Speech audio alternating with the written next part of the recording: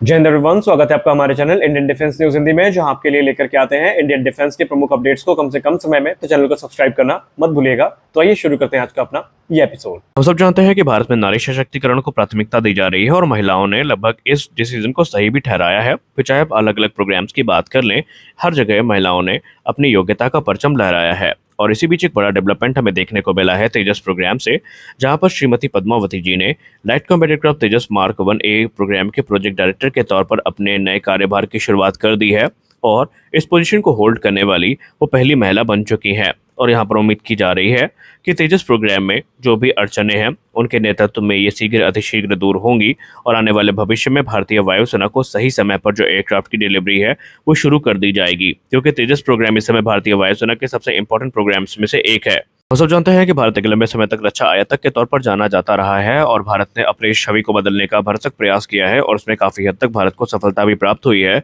और इसी का परिणाम है कि दुनिया के तमाम टॉप जो डिफेंस मैन्युफैक्चरर हैं वो भारत के साथ मिल करके अपनी जो सहभागिता है उसको सुनिश्चित कर रहे हैं। और इसी बीच स्पुतनिक इंडिया की एक रिपोर्ट सामने आई है, जहां पर स्पुतनिक इंडिया ने यह कंफर्म कर दिया है कि भारत इलेक्ट्रॉनिक्स लिमिटेड, रोसबोरोन एक्सपोर्ट और एमकेएस बिजनेस के बीच में एक मेमोरेंडम ऑफ अंडरस्टैंडिंग को साइन किया गया है, जहां पर जो इंडिजिनस 30 mm के एमुनेशन है इनका लाइसेंस प्रोडक्शन किया जाएगा। इसके अलावा 40 mm के एमुनेशन जो कि वोग 25 है और 30 mm के ग्रेनेड एमुनेशन जो वोग 30D है, इनकी मैन्युफैक्चरिंग भी भारत में की जाएगी और ये सब कुछ अंडर लाइसेंस होगा। और वो ये आशा कर रहे हैं कि भारत की कंपनियां ये जो क्वालिटी स्टैंडर्ड है उसको हमेशा की तरह इस बार भी उन्नत रखेंगी और जो एमुनेशन की क्वालिटी है वो काफ़ी बेहतरीन होगी। एयरबस की बात करें तो एयरबस C295 एयरक्राफ्ट के ज्वाइंट प्रोडक्शन को शुरू करने के बाद एक और बड़ा कदम उठा चुका है, जहां पर एयरबस ने टाटा एडवांस सिस्टम के साथ मिल करके जो H125 हेलीकॉप्टर है इनकी फाइनल असेंबली लाइन को भारत में शुरू करने का जो कॉन्ट्रैक्ट है इसको फॉर्मलाइज कर दिया है।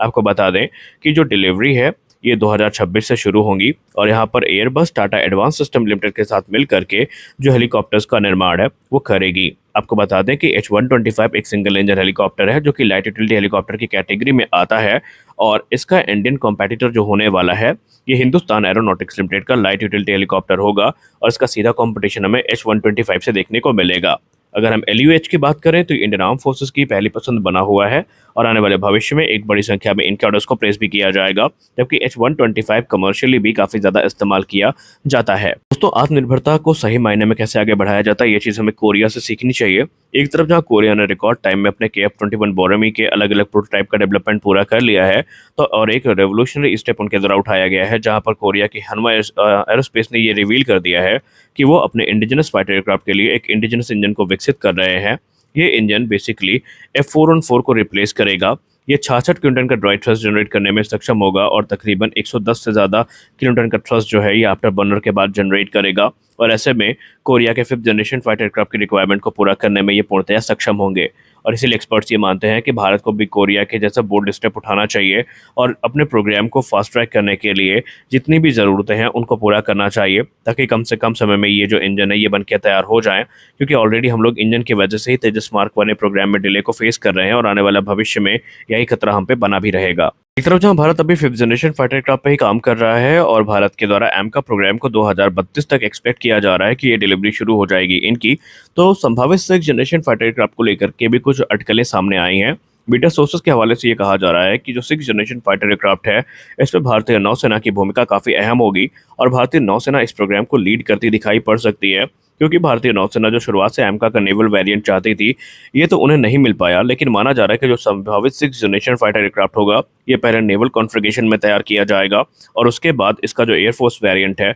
वो हमें देखने को मिलेगा। ये प्रोग्राम ठीक उसी प्रकार से चलेगा जैसे कि टेडबीएफ आगे बढ़ रहा है। टेडबीएफ को लेकर के आपने सुना ज़रूर होगा कि इसका जो नेवल वेरिएंट है वो तैयार होगा और एक बार जब नेवल वेरिएंट मैच्योर हो जाएगा तो इसका जो एयरफोर्स वेरिएंट है उसको हम ऑर्का के रूप में देख सकते हैं। हालांकि इंडियन एयरफोर्स ने कंफर्म ऑर्का को नहीं किया, लेकिन रिपोर्ट्स में कहा जा रहा है कि ये चीज़ें हमें आने वाले भविष्य में देखने को मिल सकती हैं। बात कर लेते हैं चाइना के बारे में। आपने एक रिपोर्ट काफी सुनी होगी कि चाइना पाकिस्तान को FGFA दे रहा है, चाइना पाकिस्तान को J31 दे रहा है, लेकिन इस पर रियलिटी कितनी है आज हम आपको बताते हैं। रिपोर्ट्स में कहा जा रहा है चाइना के द्वारा ही कि तकरीबन इनिशियल ऑपरेशन क्लियरेंस को प्राप्त करने में ये एयरक्राफ्ट अभी 10 वर्ष का समय लगाने वाला है और ऐसे में खुद चाइना की सर्विस में ये एयरक्राफ्ट 2035 के पहले देखने को नहीं मिलेगा। तो आप खुद सोचिए कि जब चाइना को ये एयरक्राफ्ट 2035 के पहले नहीं मिलेगा तो कैसे पाकिस्तान को 2027 तक इसे सप्लाई कर पाएंगे। यानी कि ये सिर्फ एक मनोवैज्ञानिक दबाव बनाने की कोशिश है और यहाँ पर कोशिश ये भी है कि भारत दबाव में आकर के कुछ कदम उठाए और इसमें जो फ़ायदा है वो F-35 या फिर जो Su-57 फैलन के प्रोडक्ट